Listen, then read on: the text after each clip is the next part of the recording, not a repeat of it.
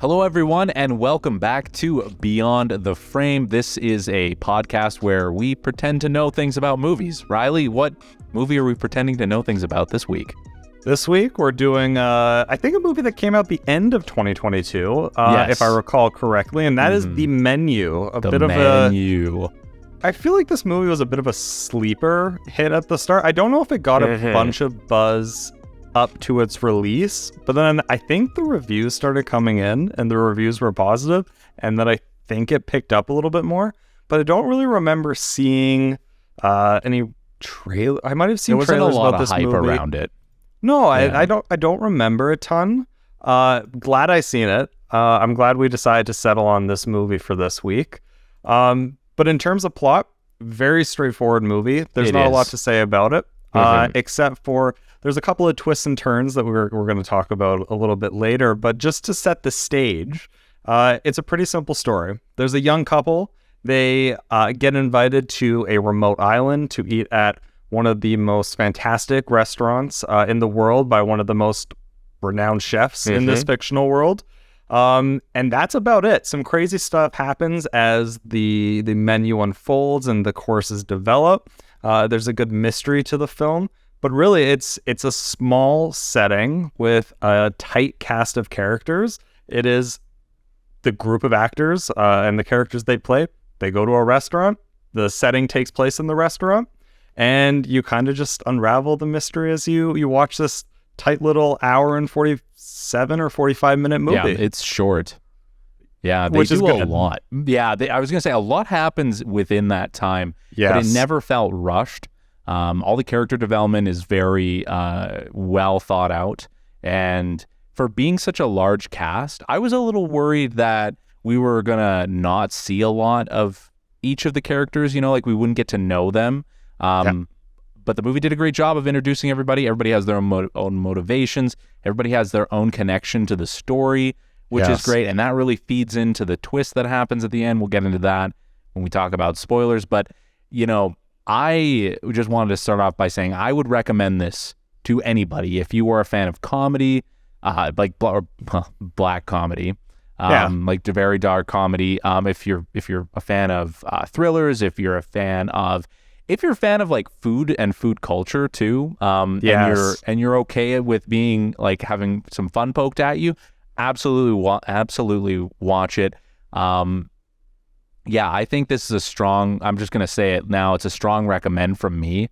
And if you've come across this video or this podcast without any sort of background on this movie, stop listening now and go watch it. It's so worth. Come back. We'll still accept you into the fold. Hit pause and come back because there's a couple of good twists and there are a couple of good moments that we're going to spoil. But overall, I have a strong recommend. Riley, what about you? I would recommend this as well. What's going to be interesting for me is for a first watch, fantastic. I really liked how the characters developed. I liked how the story unfolded. I liked the mystery behind it. What's going to be interesting is when I go and watch this a second time, am I going to love it the same? Because now I know what's going into it. But I think for definitely a first watch, go in blind, don't do any research. You'll see that it's like a horror comedy thriller. It's very accessible. I wouldn't be worried about it being gruesome or really frightening. Just go into it if you're a fan of dark comedies in general. That's really what this is. Yeah, it's not an overly complex plot either. No. It just has some really, really stellar performances. But before we get into the characters and the performances, what do you think of the overall pacing of the film? To be honest, I thought it was pretty good. There wasn't a lot of exposition.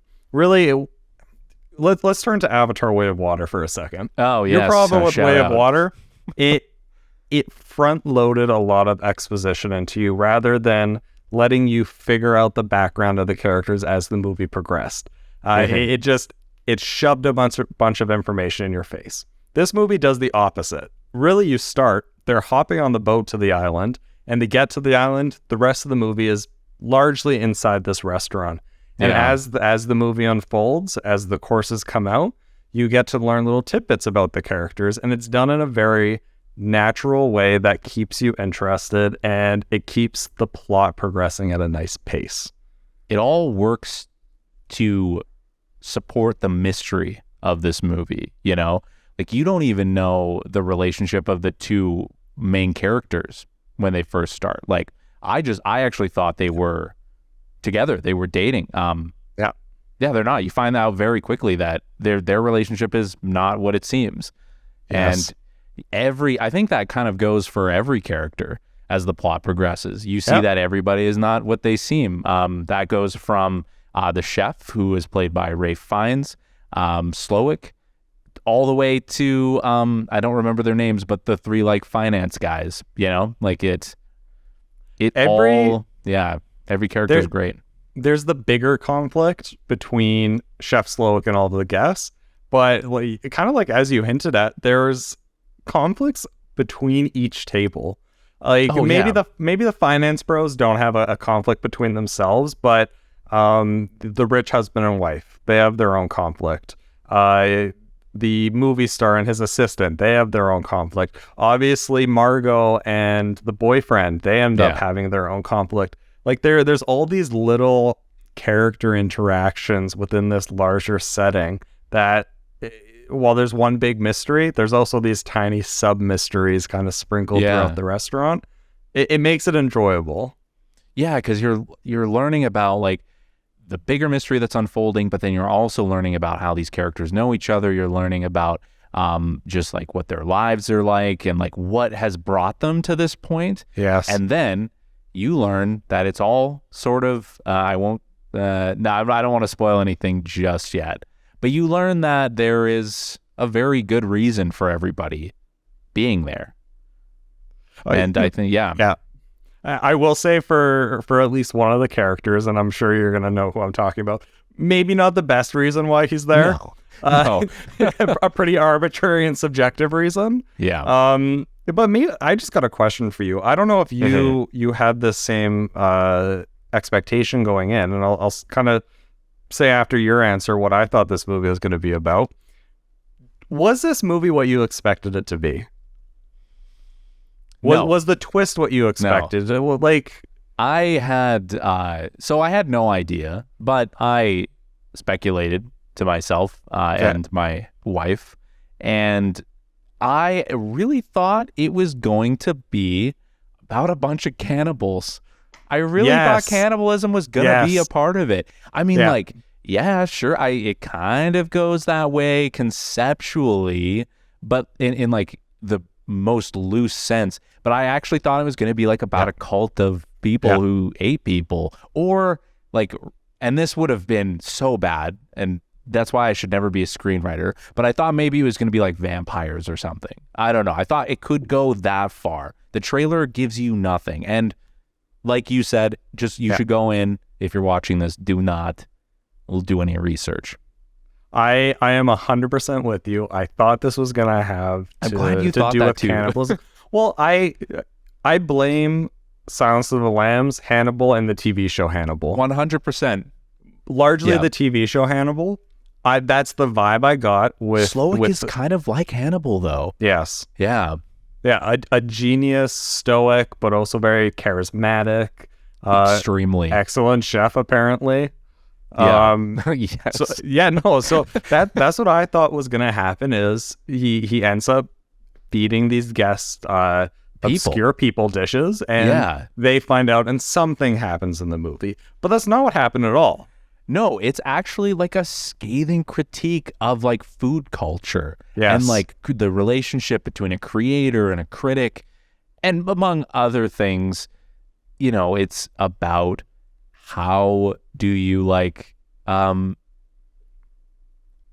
do you push the envelope, you know, because I feel like we catch up with Slowick at a time when he has had this restaurant called Hawthorne for a long time, and he is, you know, serving guests, sometimes repeat guests, which we meet, and he has lost like the fire for like creating.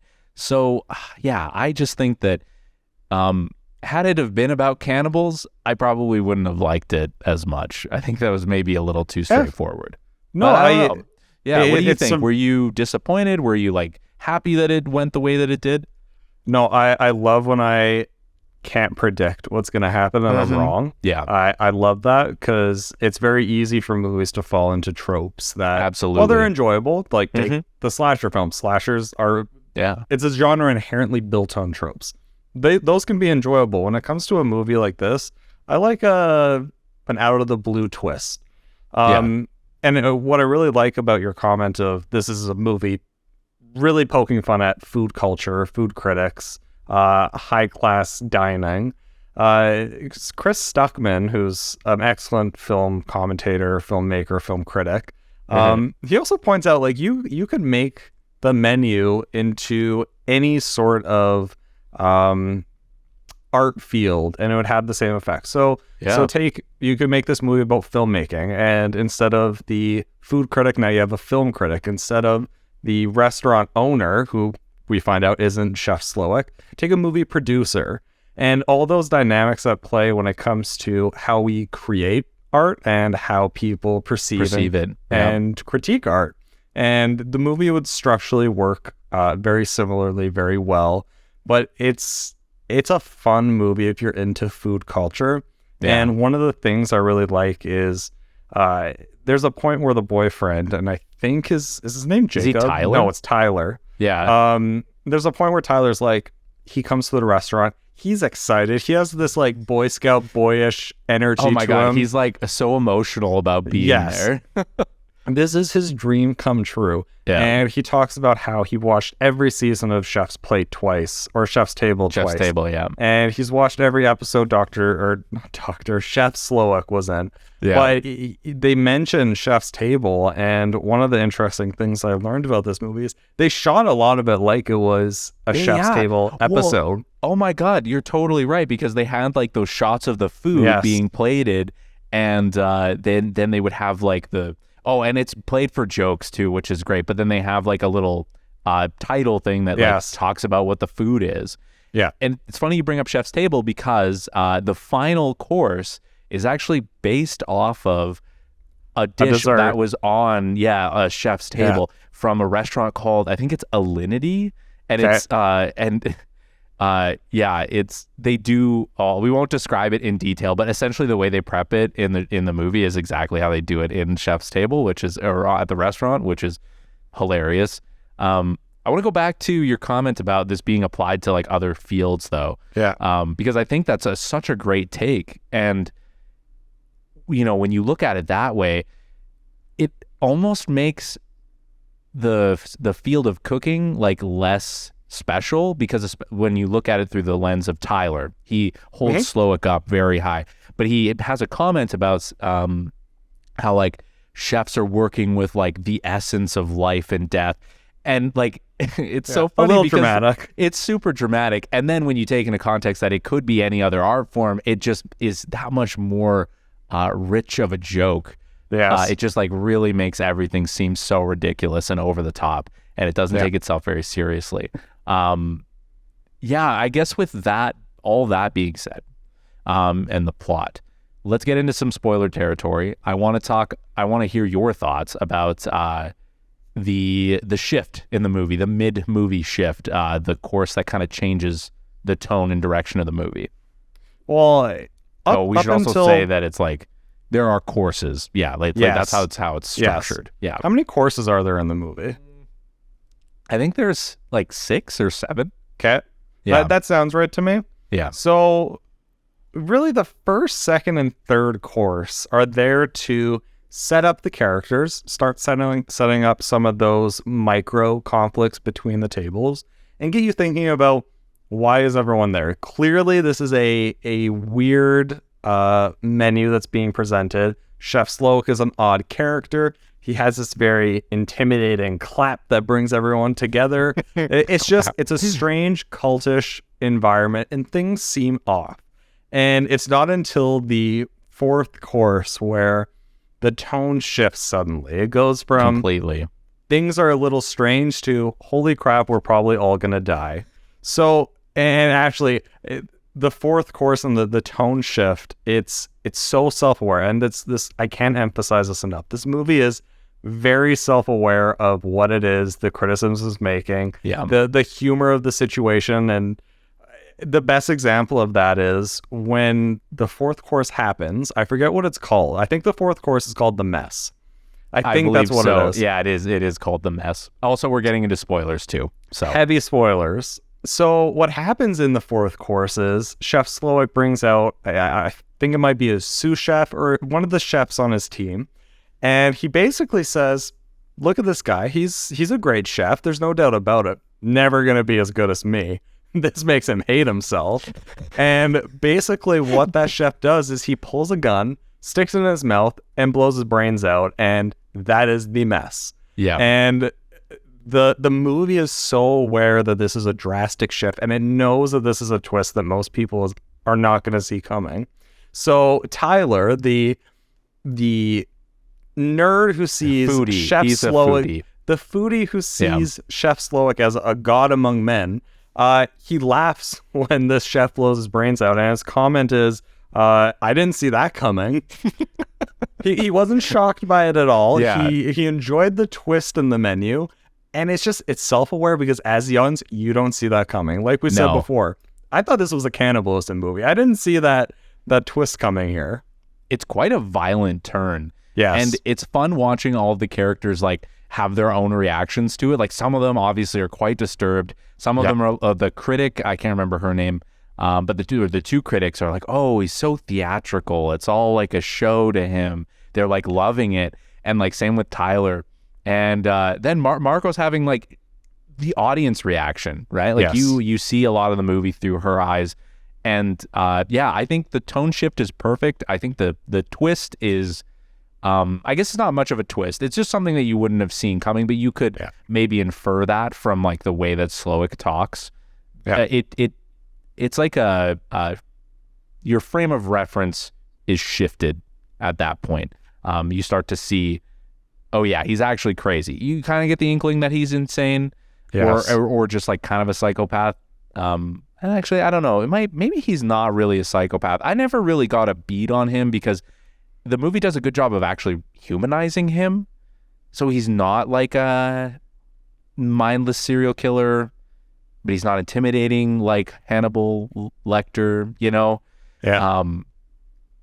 So would you say that, and you had already said that you didn't even have any kind of inkling of the twist, this like fourth course tone shift? Did not expect that at all. And it's after the fourth course happens that, well, everyone's shocked. Some people try leaving, and at that point it becomes clear that it's a hostage situation. That's exactly it. It's a hostage situation. You guys are not getting out. And that's when the intensity of the environment just goes up to a whole new level. Mm-hmm. Yeah, you look at every character differently. Like the like them screaming, "Yeah, chef!" Like that takes on like a way more sinister tone. It's just all those little things. And what did you think of? I don't know. I don't know how long after the fourth course this happens, but like, what was your reaction to him killing the like the financier, his angel investor? Like, were you laughing that into, like, did you laugh? Like, did that elicit a laugh out of you? I don't know if that scene made me laugh. Yeah. But that, to me, what that's comedy. That scene really just indicated to me that now Chef Slowik is taking control again. And that's kind of what led him down to the path that he takes, is he didn't have control. And his art was taken away from him by people like the film critic or people who are repeat customers, and just because they have the money, they're coming over and over and over again, but they're not appreciating the and they art. Don't remember like what the food was. There's no impact. Yeah. No, it definitely. Honestly, one of the funniest moments to me was the fourth course shift where Tyler was just like, "Holy crap! I didn't see that coming." Yeah, I thought it was so self-aware. To be honest, Tyler probably had some of the best comedic moments, at least for me personally in the film. as much of a douchebag as he is, and conceited, and honestly probably just annoying. Thank God Margot like punched him or slapped him at one point, because and Nicholas does such a good job at playing Tyler, but you're not supposed to root for Tyler. Tyler's not a good guy. He is horrible. We find out why he's horrible towards the end of the movie. Or actually, maybe it's not long after the fourth course. It's not long after, because like it's before Margot goes off on her own. Yes. I'm pretty sure. Yeah. Yeah. I wanted to make a comment about like a couple of ways the director like had a lot of comedy injected into the scenes without there being jokes. Like they do a lot of visual gags. One of my favorite was so there's one course called Man's Folly, and basically during that course, the men are separated from the women, and they are told you can have like a 45-second head start. Yes. You can try to escape, and like, oh my God, one of the finance bros immediately takes off. Like he starts the count. He just starts the countdown. And he just takes off. And that's really funny in and of itself. I think there are lots of fun moments like that. But one shot in particular, the critic is hiding in a chicken coop. And he's like, looks terrified. And you're thinking like, okay, what's going to happen to him? Are they going to kill him or whatever? And then like a little door opens, and then they just like, he's the last one who got found. So they give him like a little treat. And like, it's just a hand that comes through the door. Yeah. And like, it's just like little touches like that. I think you can really see that the director and everybody involved, like the writers, they just like really understood like what would be funny. And I like when movies utilize the filmmaking to make jokes. Even with like and I'll go back to the guardian angel or the investor angel death. It's basically a guy who's like suspended above the water, and he just slowly gets lowered into the water until he drowns. And like, maybe I just have a twisted sense of humor, but it was so funny because it takes so long for him to it just takes so long for him to get into the water, and everybody's just staring at him being slowly lowered into the water. It wasn't like a dramatic thing. It was just like a little whimper. So yeah, there's just like, it's like a flat shot of him too. I don't know. It's not like the rope was cut and it was a sudden drop. You're just sadistic. And there was no like music sting. It just takes that trope of like horror and thriller and is like, nah, it's actually just kind of funny. Like if this were to happen in real life. But you're totally right. There's a lot of subtle humor to everything. So let's take the Man's Folly scene again. Oh yeah. So everyone's coming back, and there's like one of the finance bros comes, and he's just completely soaked because he tried to hop in the ocean and just take off in a boat, and he's just like, you got caught, yeah. Yeah. No, it's subtle humor, and it does a good job at keeping the pace going quickly. At least I think it does. 100%. I agree. I think that the dialogue is snappy. The just the choreographed scenes are very snappy. It all really fits together into a nice package.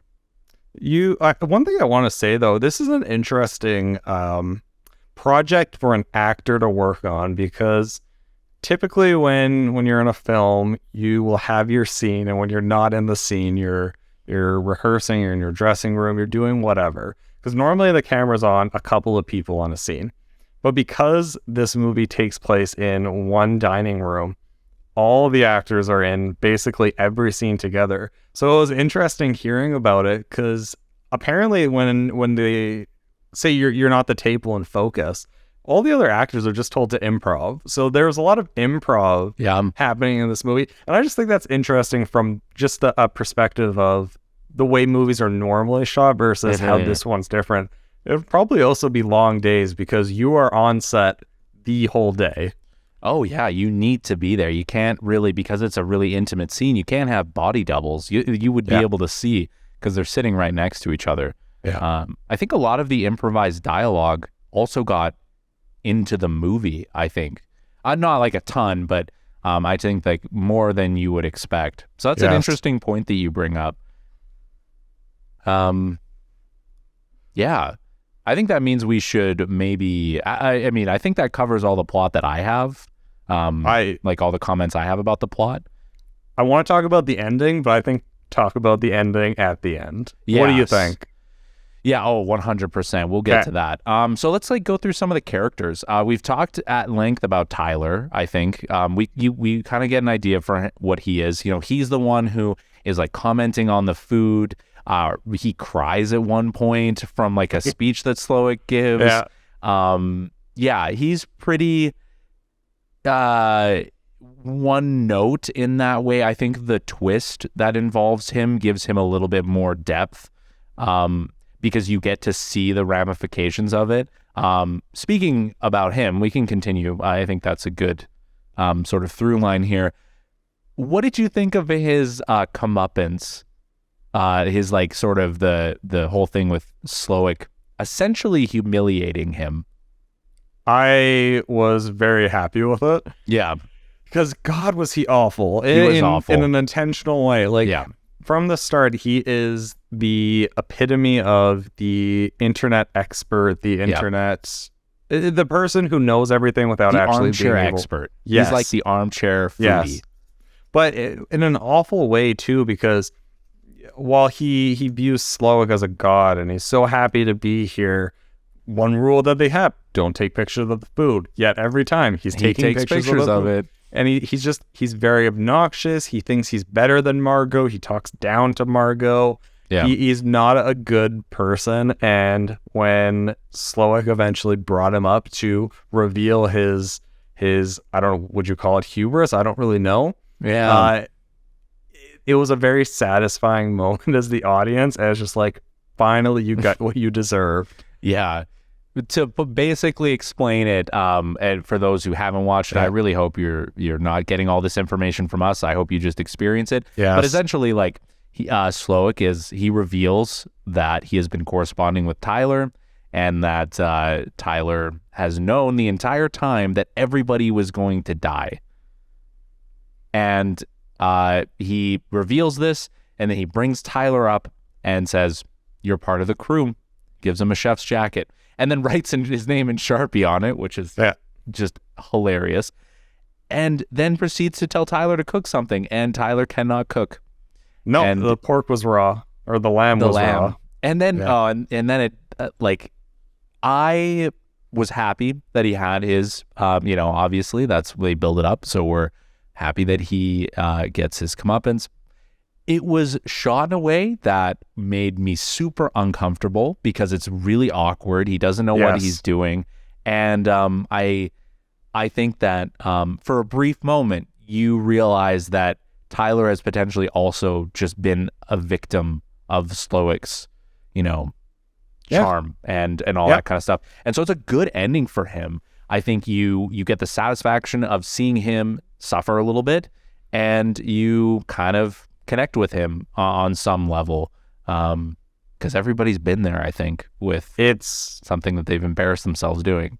You're right, though. It's a very uncomfortable scene. It's public humiliation at its finest, at its most awkward. It's not funny public humiliation. It is. No, I feel it's so not played for sad. Laughs. No, he's pathetic in this, and it's pathetic, and you just want it to end. And you never know. At least I don't recall you learning what Slowik whispered in his ear.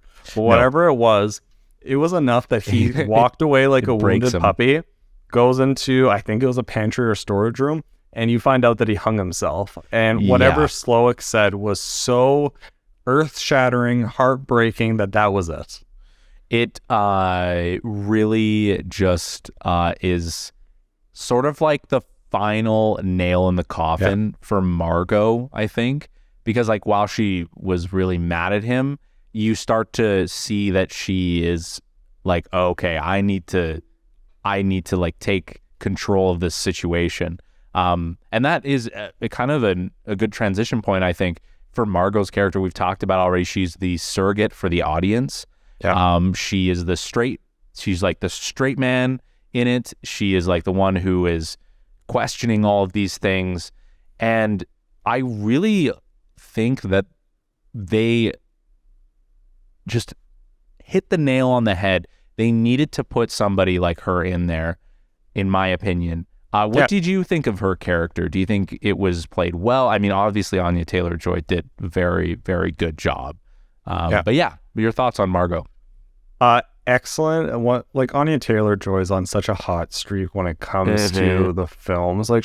We did The Witch before. She was excellent on The Witch. Queen's Gambit was obviously the TV show that shot her into the stratosphere in terms of why she holds such star power now, and it's star power that's earned.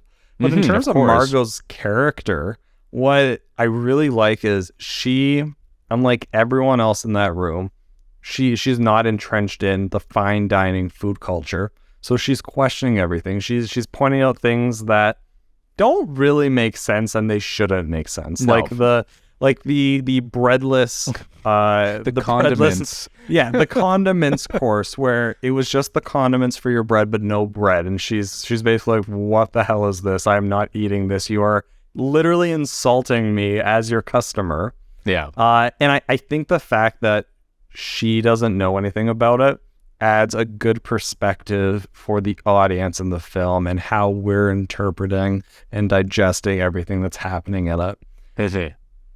To be honest, it's a good take to have, I think. Yeah, I don't think the movie would have worked because we would have no frame of reference. You know, we're constantly looking to characters to see how they react. Yeah. So I think her character was really good, and I think it directly has for lack of a better word, a through line to the end, which we can get into. Actually, before we do that, Slowick's character, I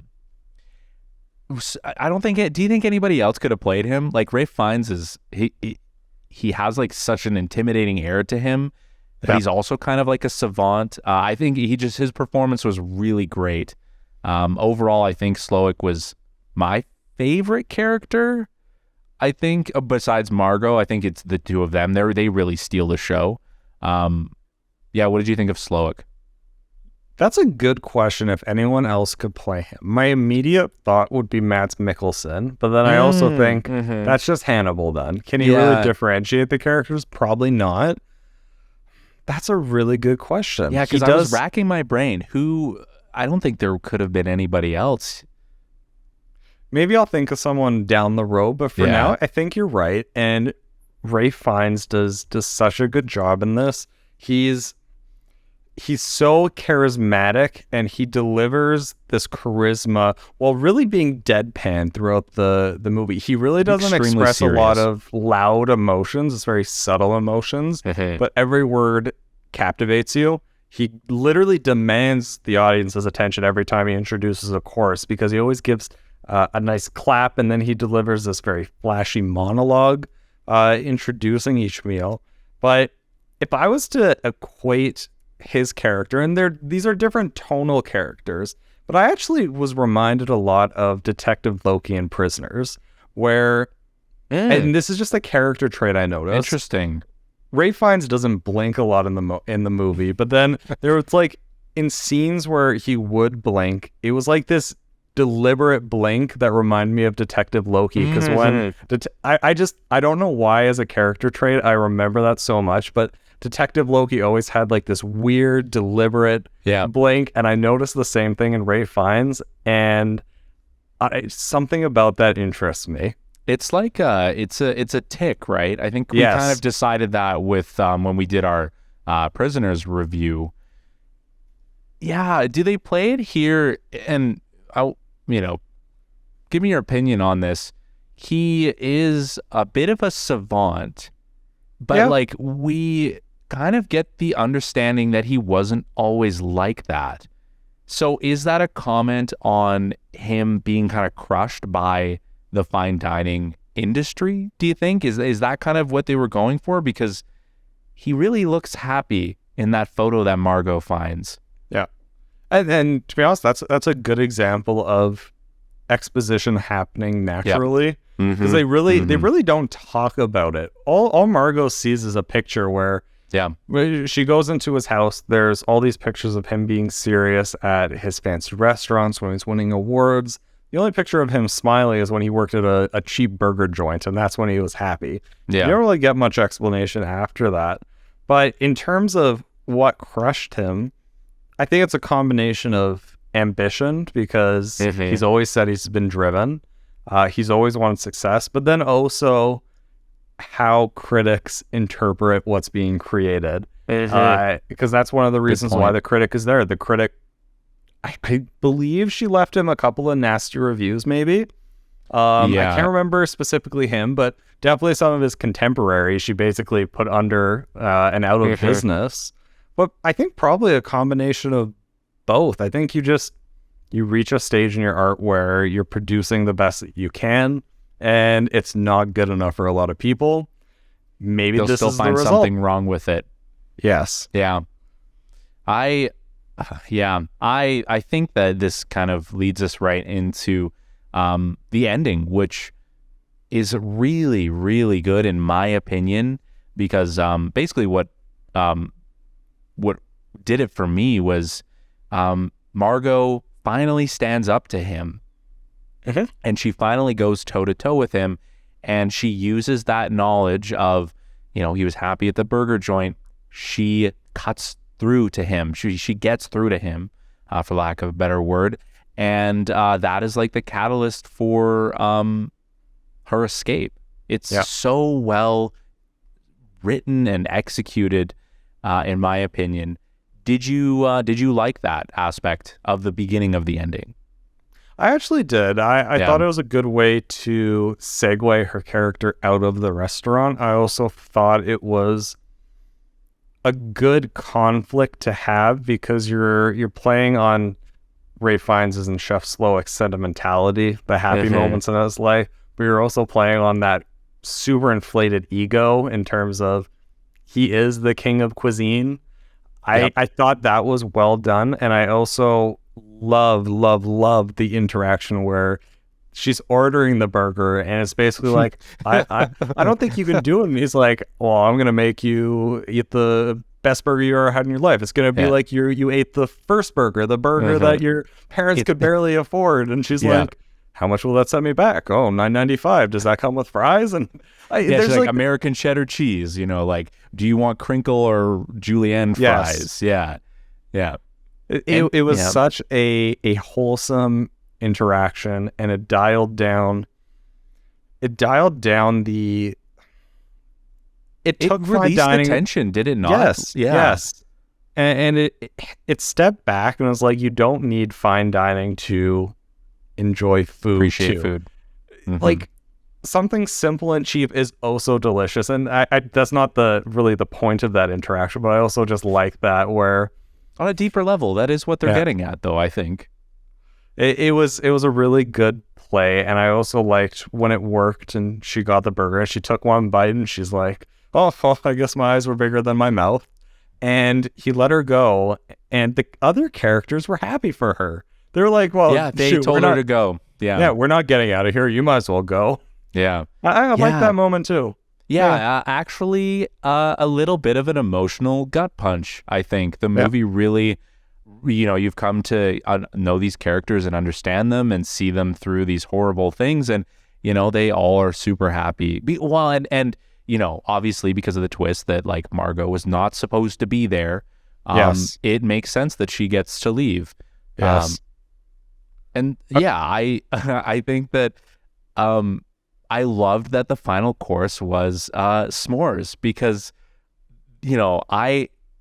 all the comments he made about s'mores, like it's like processed chocolate, it's like super hard cardboard graham crackers, and it's like unethical ingredients. Yeah, exactly. And it's like molten sugar that, like, because I've burned my mouth on s'mores before. It was kind of a nice little cap to the end of it, and it goes from this like kind of small scale to he blows up the entire restaurant. It's a really interesting ending for him as a character. Do you think that that humanized Slowik? Do you think like by the end were you kind of sympathetic to him? I don't know if sympathetic's the right word, to be honest. I was almost hoping after the burger interaction that he would have had a renewed sense of self, a renewed love and passion of cooking. Then maybe he would have let everyone go, and they would have all forgot. I just wish he would have carried on with his life and enjoyed cooking again. I like that he found his passion, but no, that's okay. The plan was set in motion. If he let everyone go, it was a whole life behind bars, but maybe he could have been a chef in the prison scene, whipping up fancy ramen dishes, giving people a thing to enjoy. I don't know. I can't even imagine would they even let him go? Like he hadn't straight up murdered anybody except for the angel investor, but you know, maybe he could have gotten out of a lengthy sentence. Yeah, no, the sous chef was suicide. The angel investor was drowning, but so that's a murder. Other than that, just a hostage situation and a couple of missing fingers. Yeah, and he's a famous person. He could have gotten away with it. I do want to mention, just while we're on characters here, I want to shout out 2 characters. I want to shout out Paul. Is it Edelstein or Idle? No, it's Adelstein, I think. The film, or not the film critic, the food critic's assistant, producer. I don't know what he was. I think assistant. I thought his character was funny in terms of he would basically, he was the film, I keep saying film critic. He was the food critic's yes man, supporting 100%. All of her ideas, and then she would basically be like, no, that's stupid, shut up. Let me have an opinion here. And then she would like say something and he would just immediately flip the script and be like, yes, oh my God, that is amazing. I thought he was good. Yeah, he was great. And he was a bit of a stand-in for the people who just blindly follow critics, I think. That will just like agree with, or they won't even watch a movie. And I mean, this is a bit of a straw man argument, I will admit, but you know, there are people out there that I think that, you know, just kind of follow the world of the critics, and they don't actually go and experience something, and they just like follow what they say, and they don't, you know, maybe I'm self-inserting a little bit. But yeah, I just think he was a really good character. You're right. Good shout out, I think. He delivered a lot of subtle, funny moments. And the second character is the movie star character. This is the character I alluded to earlier, where maybe didn't have the best reason to die, but I thought this was one of the funniest moments in the movie. So at a certain course, I don't know if it was course 4 or course 5, but Chef Sloat kind of reveals why everyone's there, because that's the big question. Why did you invite us out of anyone in the world to die with you? And with the movie star's character, as a famous chef, as a renowned chef, as a incredibly hard worker, Chef Sloat gets one Sunday off a month. Like he really gets one day. Time off. No, it's work all the time. And this movie star has a film called Calling Dr. Sunshine, and Chef Sloat watched it on his one Sunday, and it was so offensive to Chef Sloat, and it ruined his one free day so much that he wanted him to be at this restaurant to die. Yeah, that was probably the moment of the movie that made me laugh the hardest. It was so such good. A bad reason. It was actually like, it was definitely the worst reason besides like Margot like being there arbitrarily. Oh my God, that. And I really liked John Leguizamo's performance. Yeah, very interesting. Like I saw him and I was like, oh, I did not realize he was in this. But he had like, him and his assistant had a really good story, really good interaction. Two characters I really liked as well. Well, and just another subtle commentary in the movie. Just one man hanging on to the shred of fame that he has left by any means possible. Yeah. It's okay, there's like one last thing with the ending. Do you think that Margot got away? Because we don't actually see her get rescued. Do you think she escaped? I think she did. Yeah. Okay. I don't see why not, because even if, say, the engine stopped working or the boat ran out of fuel, someone has to notice the fire eventually, or she could use that radio maybe to contact someone. Like, even if she couldn't leave the island on the boat, I'm sure at some point she got rescued. And it really, with the interaction that Margot and Chef Sloat had, I don't think there was a reason to deny her escape. That's a fair point. I had a thought though about the ending. And I don't know if it really changes my perception of the ending. Like I'm like firmly with you. I do think that she got rescued, but I had a thought. They mention offhandedly in the beginning that the meat that they cure could kill somebody. And I don't know if like she was joking because like everybody plays the assistant or like I guess she's the maitre d'. Her character like has this like super deadpan delivery of saying like, well, if somebody ate this and it was a day over age, they would die essentially. Yes. And everybody kind of laughs. I had the thought, could it have been beef that like made with beef that was like maybe aged a little too long? Like you never know. And that's a good point. Yeah, I don't know. Do you think that would? I mean, now we're just speculating because it doesn't tell you explicitly. But yeah, just a thought that I had. That's a good question. Yeah. Does it change my enjoyment of the movie? No. If it was true, it's just another clever way that the chef killed somebody. If not, Margot, it is a bit of a good for her movie. You know, she still gets away. She's the sole survivor. She's, she was the one who actually got through to the chef. So yeah, overall, ending was super strong. If Elsa was still alive, I would maybe think that the meat was tainted a little bit more. Yeah, but she wasn't alive. I don't know. No, that's a good point. And you don't know. So that's an interesting twist. And also Elsa, fantastic character. She was awesome. She delivers some really good humor. Like at one point, when it's revealed why everyone's there, the finance bros who are looking at basically everyone's shown why they're there on tortillas. There's pictures. There's pictures of what they did. It reveals why they're there, and these finance bros are looking at the tortillas and they're like, "Well, what the hell is this?"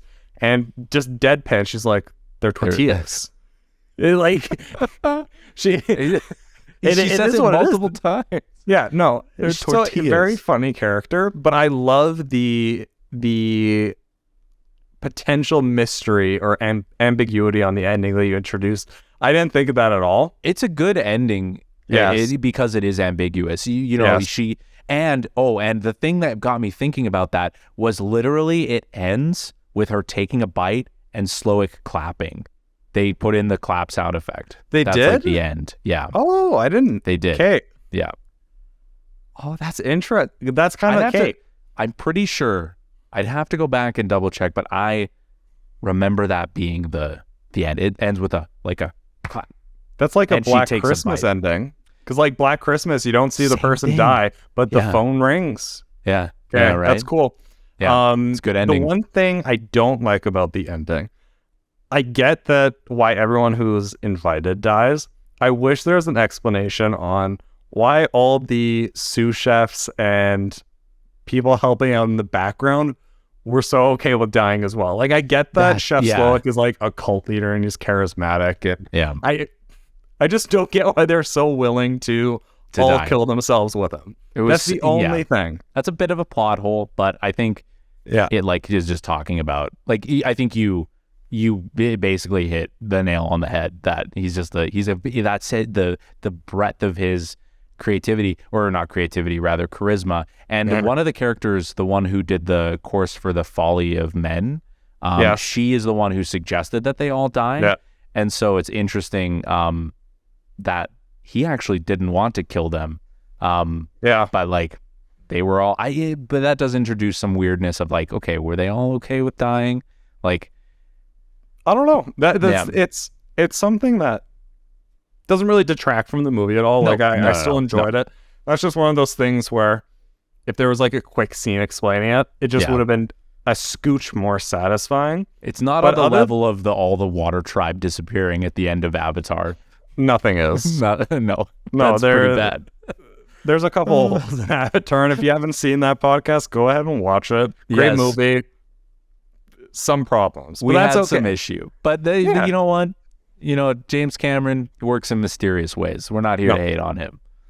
The last thing that maybe I have to say about this movie, and it's stepping outside of the plot, and it's actually going back towards what we talked about originally, where this is a movie for foodies, is they actually had a French chef, a 3 Michelin star holder, the only female in the US to have 3 Michelin stars.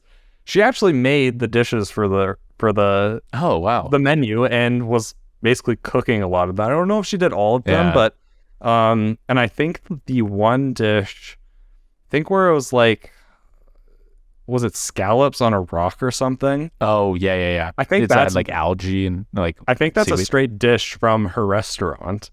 That's amazing. But it's just cool that they had that expert consultation, someone who's actually in the fine dining scene, a 3 Michelin star holder, to make this menu and cook a lot of dishes on the menu.